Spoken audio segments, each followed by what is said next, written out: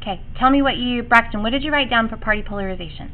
I put that as the idea on the social, like she brought up that it's the social issues that people are really drifting apart on, and then like there's still the idea that everyone agrees on, but these social issues like abortion and gay marriage are where the parties tend to shift and tend to divide people. Right.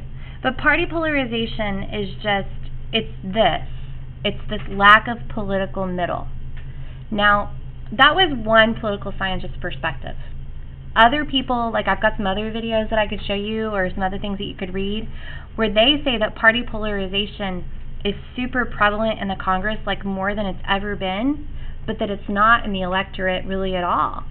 And evidence shows, right, that we've moved towards party de-alignment and we've moved towards more independent or issue-oriented voting.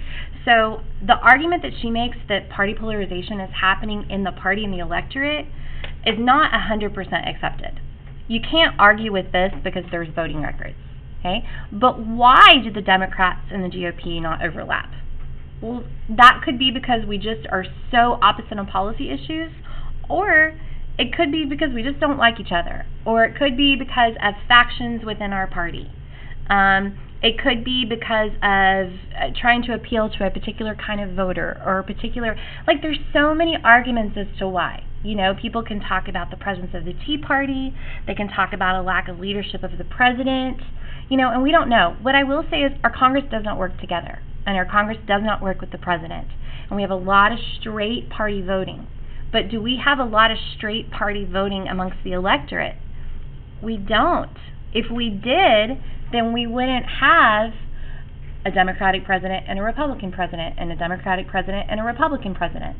And then we wouldn't have a midterm where we'd have the opposite. So the reality is we don't have any kind of polarization, except like she said on particular, maybe those really divisive issues that people feel really strongly about.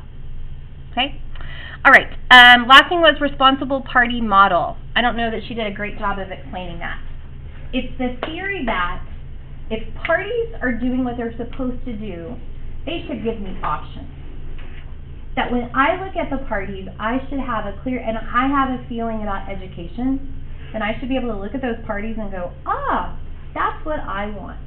And so that the platform shouldn't be so moderated, and they shouldn't be written necessarily to court voters, but rather they should be written out as, this is what we stand for. These are our ideas.